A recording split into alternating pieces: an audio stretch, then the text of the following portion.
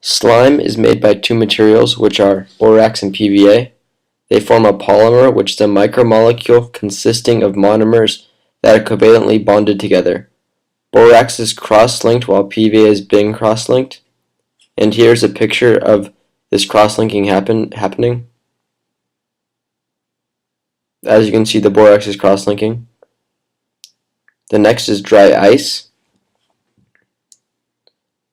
Dry ice is a carbon dioxide in solid phase. Dry ice goes through a process known as sublimation. Sublimation is the change of state from a solid material to a gas without going through the liquid state.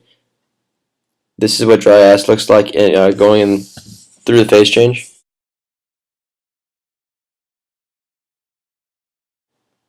Colored flames. To form colored flames, the electrons in the metal ions must be excited to a higher energy level.